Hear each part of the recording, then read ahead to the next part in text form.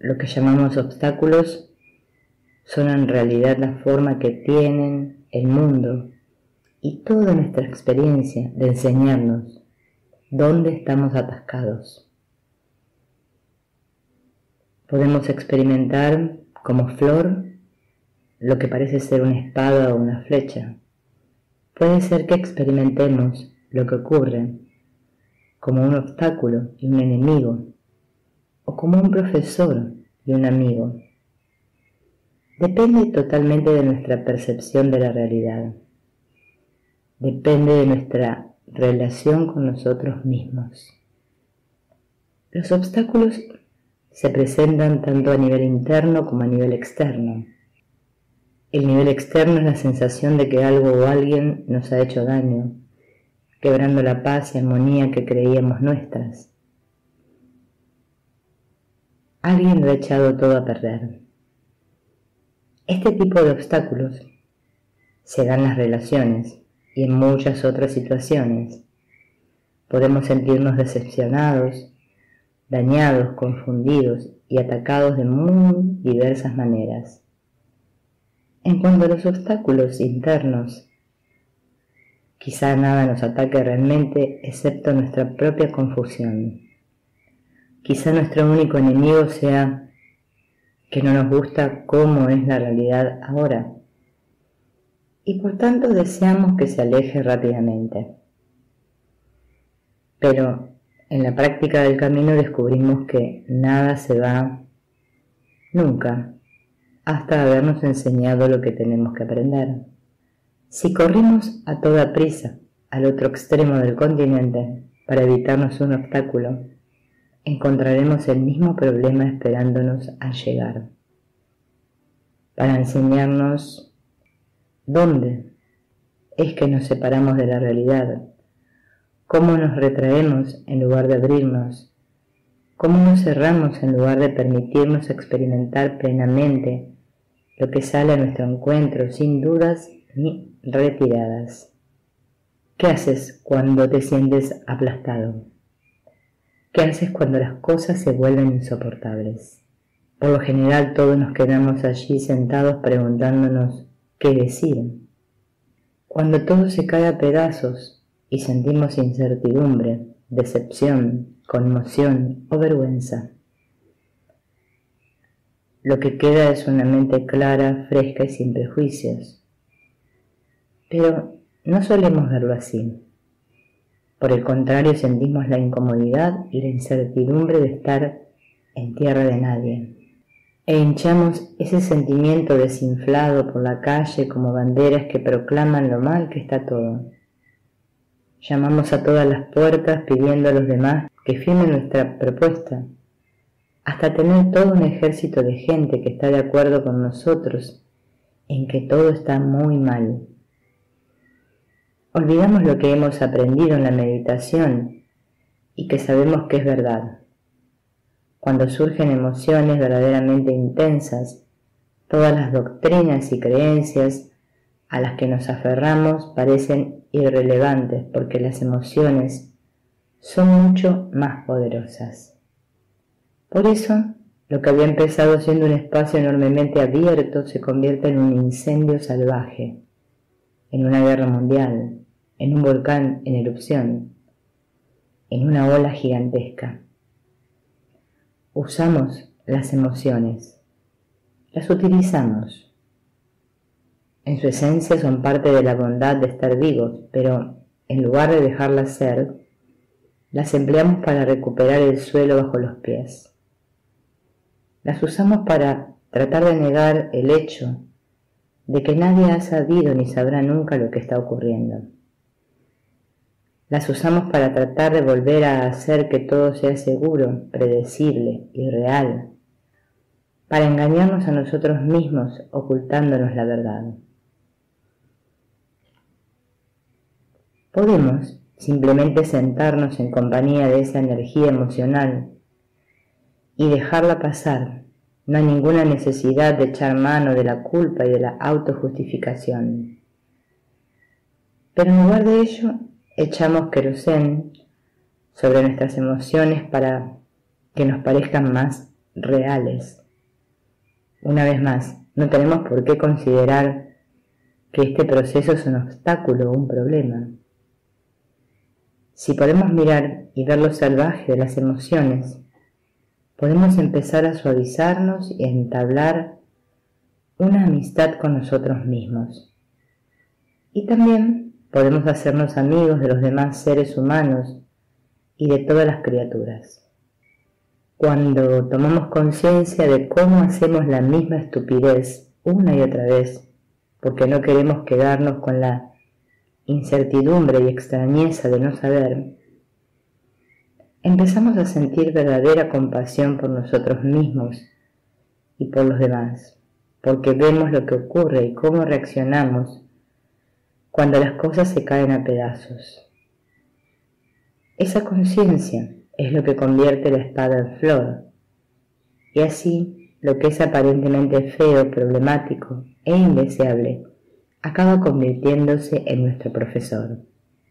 También solemos pensar que si meditamos lo suficiente, o si hacemos suficiente ejercicio, o si comemos comida equilibrada, todo será perfecto.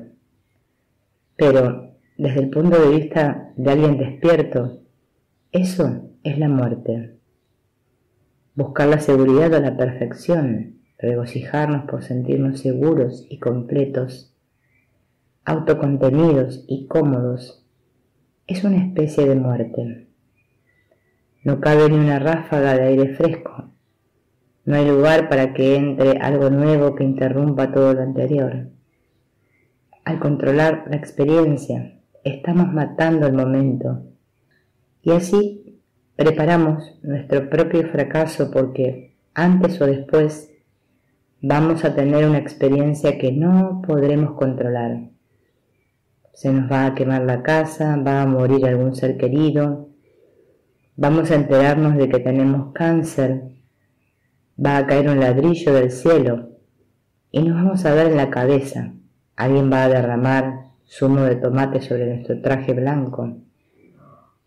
O vamos a ir a nuestro restaurante favorito para descubrir que ese día han ido a comer allí otras 700 personas. La esencia de la vida es que es desafiante. Unas veces es dulce y otras amarga. A veces nuestro cuerpo se tensa y otras se relaja y se abre. A veces tienes dolores de cabeza y otras te sientes sano al 100%. Desde la perspectiva de la persona despierta, tratar de atar todos los cabos y tenerlo todo controlado es la muerte, porque implica rechazar gran parte de nuestra experiencia básica. En dicho planteamiento de vida hay algo agresivo. Tratamos de aplanar todos los relieves e imperfecciones para suavizarnos el paseo. Estar plenamente vivo, ser plenamente humano y estar completamente despierto es ser expulsado del nido constantemente. Vivir plenamente es estar siempre en tierra de nadie. Es experimentar cada momento como algo plenamente nuevo y fresco. Vivir es estar dispuesto a morir una y otra vez. Eso es la vida desde el punto de vista de la persona despierta. Y la muerte es querer aferrarse a lo que se tiene y que todas las experiencias nos confirmen, nos satisfagan y nos hagan sentirnos completamente en orden. Por eso, aunque digamos que tenemos miedo a la muerte, en realidad tenemos miedo a la vida.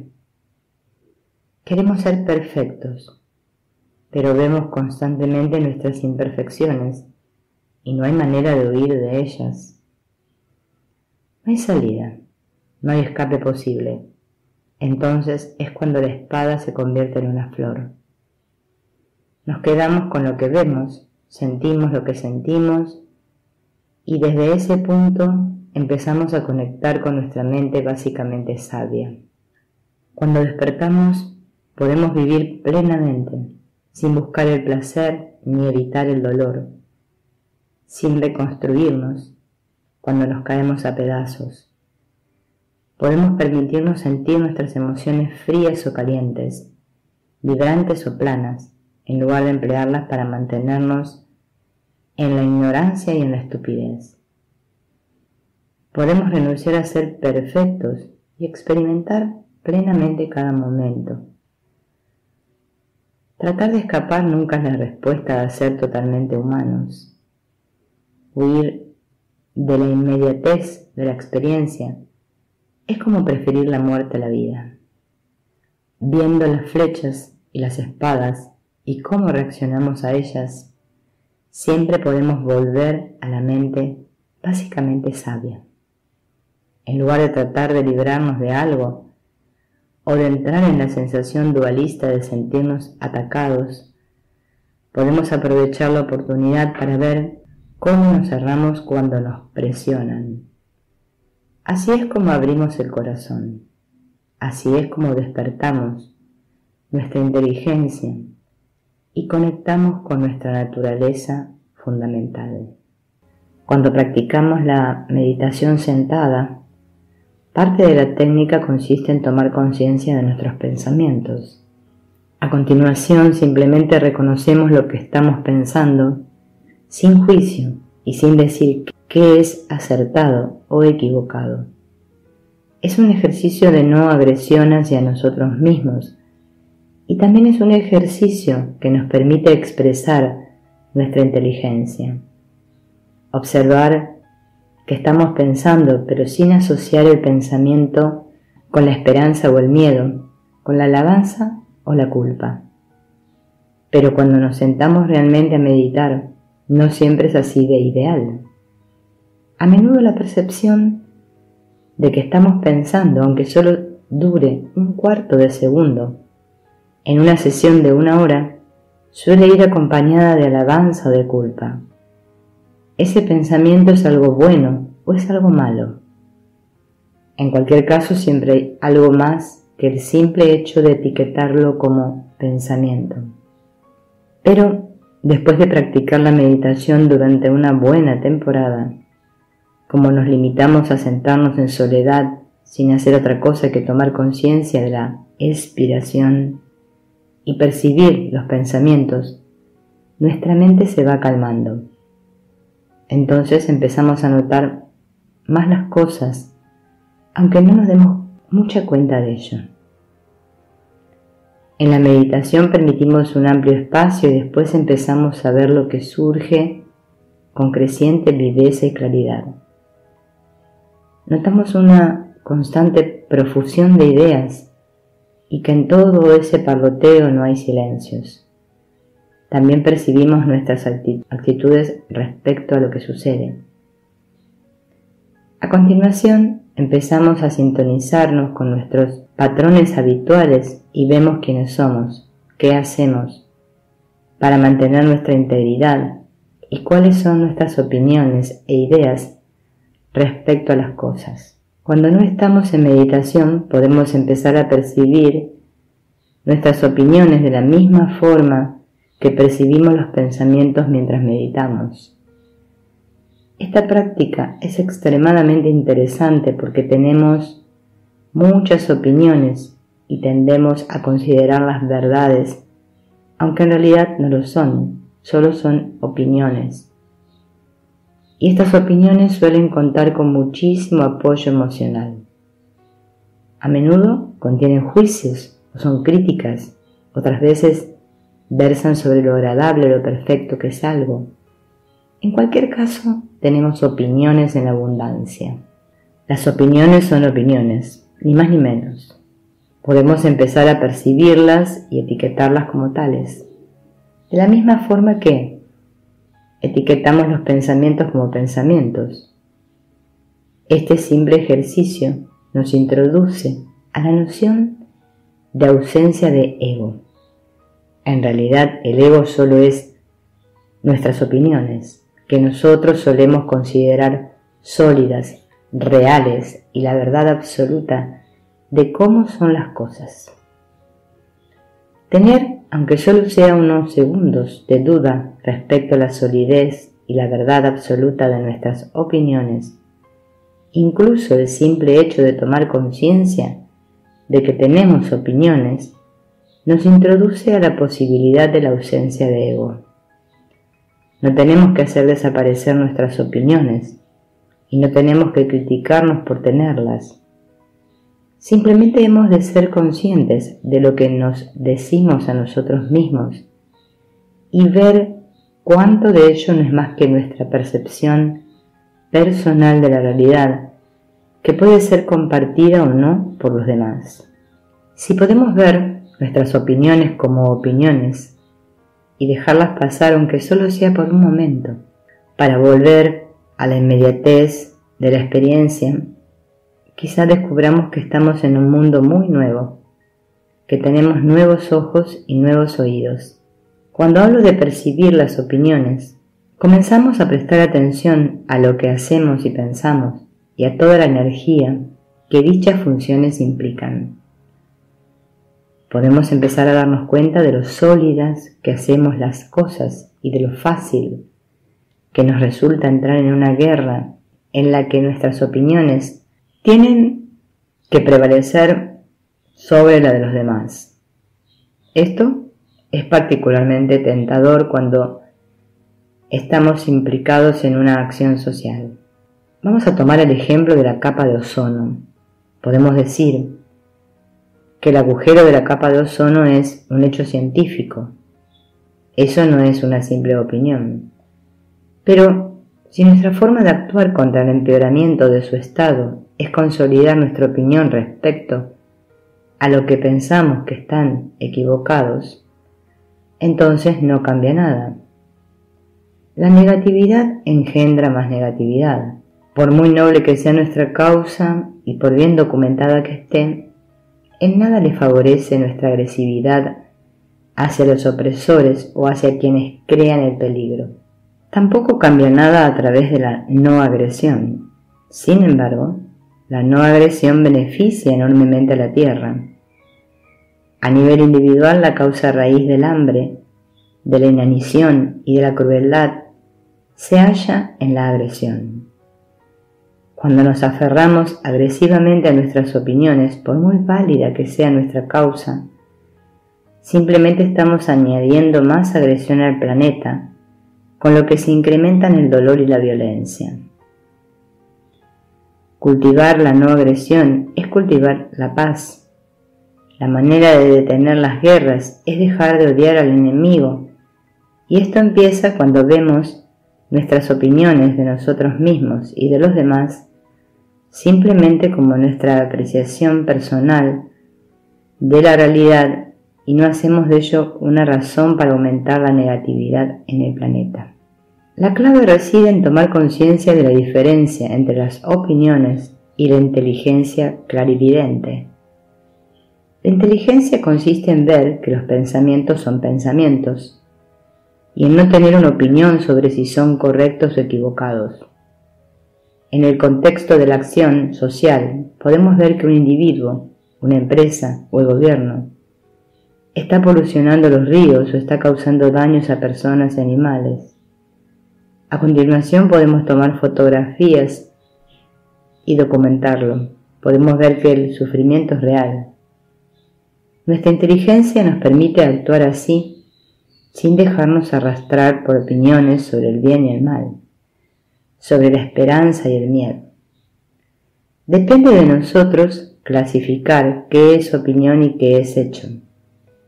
Entonces podemos ver inteligentemente.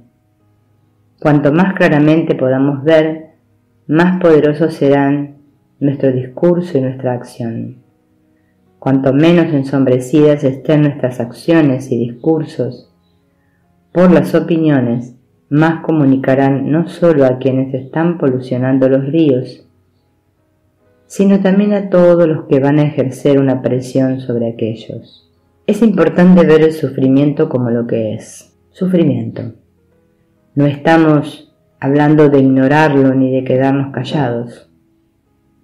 Cuando no asumamos ciegamente nuestras propias opiniones, ni solidifiquemos la sensación de enemistad, es cuando conseguiremos algo en la acción social. Si no nos dejamos arrastrar por nuestra propia indignación, veremos la causa del sufrimiento más claramente. Así es como se produce el cese del sufrimiento. Este proceso requiere de una enorme paciencia. Mientras trabajamos por la reforma sin agresividad, es importante recordar que, incluso si un problema concreto no se resuelve, estamos añadiendo paz al mundo. Tenemos que dar lo mejor de nosotros y al mismo tiempo renunciar a toda esperanza de resultados. Un consejo que don Juan le dio a Castañeda es que hiciera cada cosa como si fuera lo único importante del mundo, sabiendo al mismo tiempo que carecía completamente de importancia. Esta actitud nos lleva a más valoración y a menos desgaste, porque hacemos el trabajo de todo corazón y con cuidado. Percibe tus propias opiniones. Si te descubres volviéndote agresivo con tus opiniones, toma conciencia de ello. Y si te descubres siendo no agresivo, toma también conciencia de ello. Cultivar una mente ecuánime que no se aferra a tener razón, ni a estar equivocada, te llevará a un estado de ser presidido por la frescura. La cesación última del sufrimiento procede de ese estado. Por último, nunca renuncies a ti mismo, así nunca renunciarás a los demás. Haz de todo corazón lo que sea necesario para despertar tu inteligencia clarividente, pero hazlo día a día, momento a momento.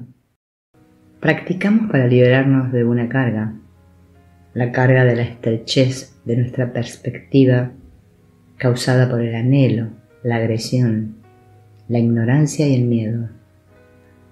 Nos sentimos cargados por las personas con las que vivimos, por las situaciones cotidianas y sobre todo por nuestras propias personalidades. Gracias a la práctica tomamos conciencia de que no tenemos por qué oscurecer la alegría y la apertura presentes en cada momento de nuestra existencia. Podemos despertar a la bondad básica, que es nuestro derecho de nacimiento,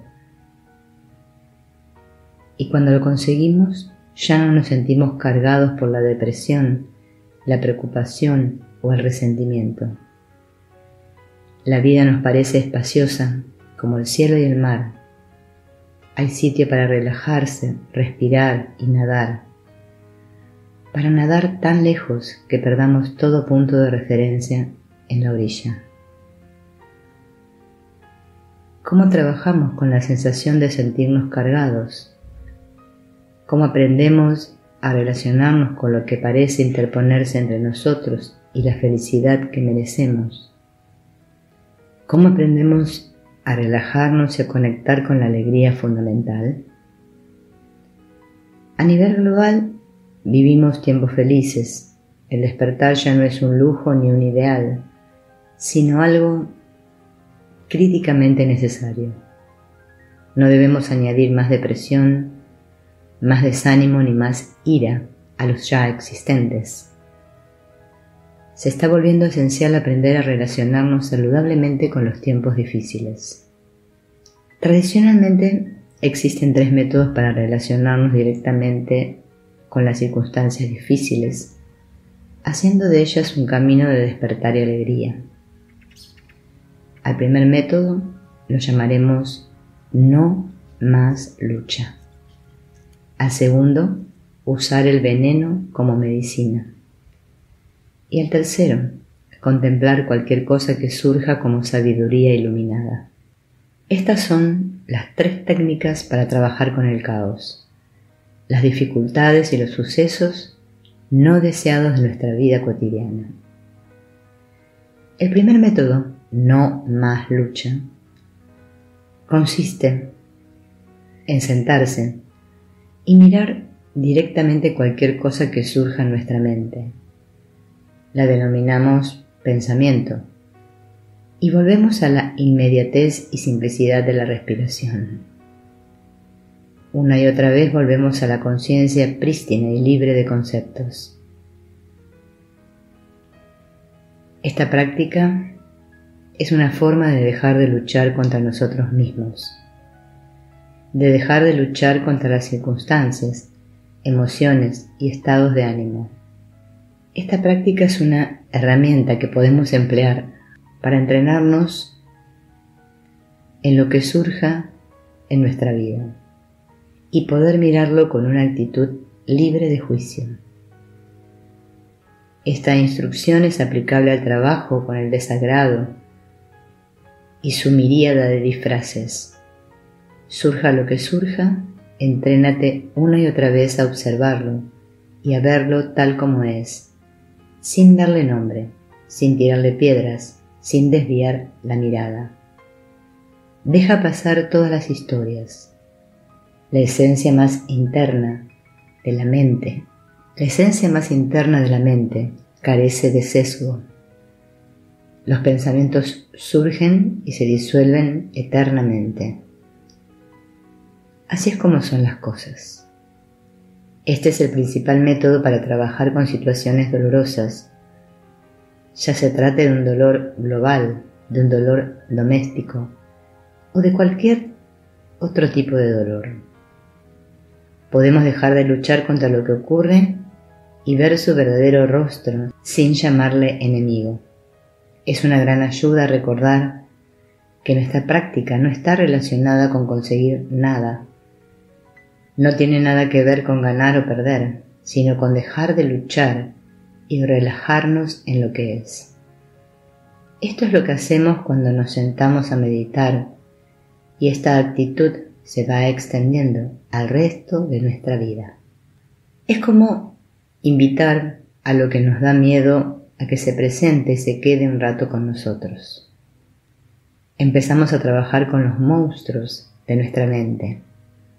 Después desarrollamos la sabiduría y la compasión para comunicar de manera sana con las amenazas y miedos de nuestra vida cotidiana. A los demonios no se los exorciza, sino que se los trata con compasión. Acércate a lo que te resulte repulsivo, ayuda a quienes piensas que no puedes ayudar y acude a los lugares que te dan miedo. El segundo método para trabajar con el caos es emplear el veneno como medicina. Podemos usar las situaciones difíciles, el veneno, como combustible para despertar. Cuando surge algo incómodo, cualquier tipo de conflicto, cualquier idea de desvalorización, cualquier cosa que nos desagrade, avergüence o resulte dolorosa, en lugar de tratar de librarnos de ello, lo inspiramos. Los 3 venenos son la pasión, que incluye el apetito desordenado o adicción, la agresión y la ignorancia, que incluye la negación o tendencia a cerrarnos. Solemos pensar que estos venenos son malos y debemos evitarlos, pero en este caso nuestra actitud debe ser diferente, porque se convierten en semillas de compasión y apertura. Cuando surge el sufrimiento, la instrucción es abandonar la línea argumental e inspirar no solo la ira, el resentimiento o la soledad que podemos sentir, sino el dolor de todos los demás que en este momento están sintiendo la misma rabia, amargura o aislamiento. Inspiramos el sufrimiento de todos los que lo estén sufriendo. Este veneno no es solo nuestra desgracia personal, nuestra falta, nuestra mancha, nuestra vergüenza, también es parte de la condición humana. Es nuestro parentesco con todas las cosas vivas, el material que necesitamos para entender la sensación que produce ponerse en el lugar de otra persona. En lugar de huir o evitar el veneno, lo inspiramos y conectamos plenamente con él. Hacemos esto con la intención de que todos nos podamos ver libres del sufrimiento. Después, expiramos, enviando una sensación de vasto espacio, una sensación de ventilación o frescura. Lo hacemos con la intención de que todos podamos relajarnos y experimentar la esencia interna de nuestra mente. Desde la infancia se nos dice que hay algo equivocado en nosotros, en el mundo y en todo lo que pasa. No es perfecto. Tiene los cantos sin pulir, sabe amargo, suena demasiado alto, es demasiado suave, demasiado afilado, demasiado insípido. Tratamos de mejorar las cosas porque siempre nos estamos enfrentando con algo malo, algo erróneo, algo problemático. El punto principal de estos métodos es disolver la lucha dualista, nuestra tendencia habitual a luchar contra lo que nos está ocurriendo. La instrucción de estos métodos es avanzar hacia las dificultades en lugar de retirarnos. Todo lo que ocurre no solo es útil y trabajable, sino que es el camino mismo. Podemos usar todo lo que nos ocurre como un medio para despertar. Podemos utilizar todo lo que ocurre, ya se trate de nuestras emociones y pensamientos conflictivos o de una situación externa, para ver dónde estamos dormidos y cómo podemos despertar completamente, sin reservas. Por lo tanto, el segundo método es usar el veneno como medicina. Emplear las situaciones difíciles para despertar nuestra preocupación por otros que, como nosotros, a menudo se encuentran en situaciones dolorosas. El tercer método para trabajar con el caos es considerar lo que surja como una manifestación de la energía iluminada. Podemos considerarnos como seres ya despiertos. Podemos mirar nuestro mundo como un lugar sagrado. La imagen tradicionalmente empleada para considerar sagrada cualquier cosa que surja es la de un cementerio. Los cuerpos no están enterrados y cubiertos de hierba muy cuidada. No hay lápidas inscritas ni pequeños ángeles dibujados. Así son los cementerios en el Tíbet. El suelo está helado, por lo que los cuerpos se cortan en pedazos y se llevan a los cementerios para que se lo coman los buitres. Estoy segura de que no huelen demasiado bien ni son una vista muy decorada. Habrá globos oculares, pelos, huesos y demás restos de cuerpos por todas partes. En un libro sobre el Tíbet vi una fotografía en la que la gente llevaba un cuerpo a un cementerio. Había un círculo de buitres del tamaño de un niño de 2 años esperándolo. Quizá el lugar más parecido a un cementerio tibetano en nuestro mundo no sea un cementerio occidental, sino el departamento de urgencias de un hospital. Esta imagen podría ser para nosotros una base operativa desde la que trabajar, honestamente asentada en nuestro funcionamiento humano real. En urgencias siempre hay olores, sangre. La situación es totalmente impredecible, pero al mismo tiempo el lugar irradia sabiduría, alimento, algo que nos nutre, algo que es benéfico y puro.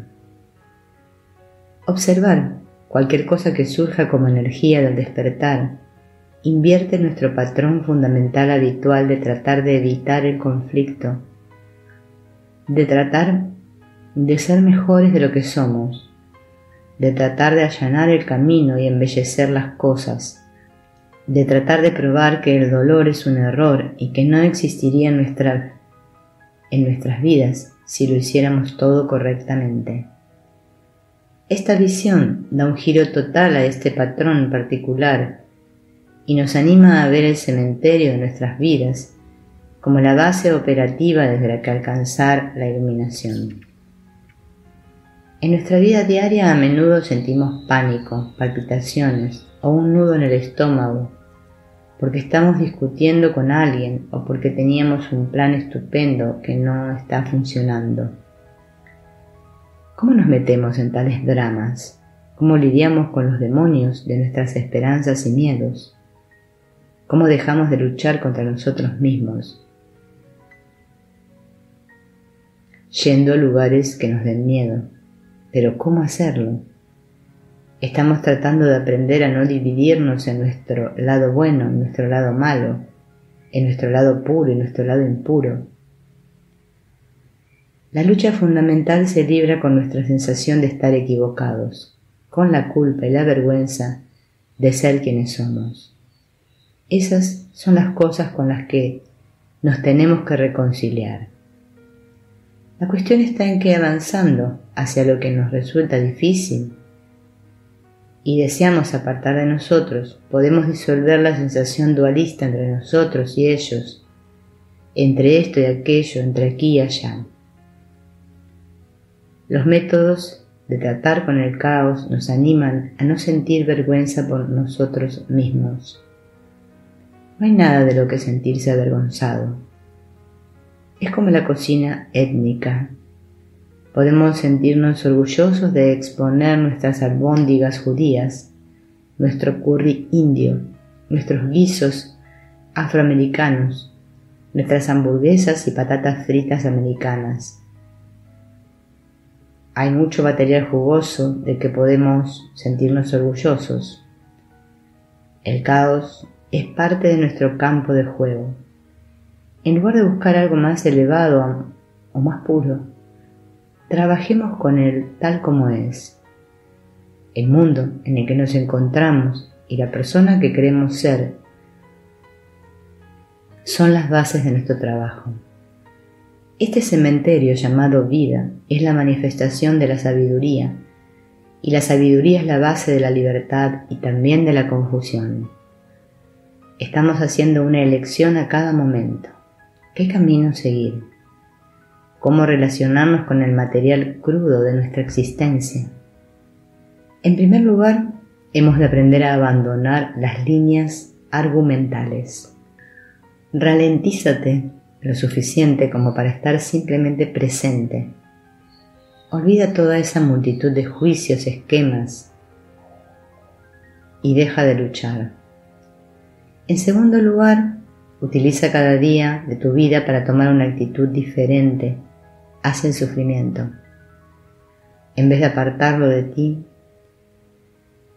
inspíralo con el deseo de que todo el mundo se libere de él, con el deseo de que la gente de todas partes experimente la alegría en sus corazones.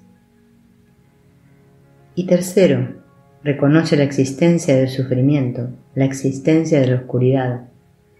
El caos de aquí dentro y el caos de ahí fuera son básicamente energía, son el juego de la sabiduría. Depende de nuestra percepción considerar nuestra situación como un cielo o como un infierno. Rebaja tus criterios y relájate en lo que es.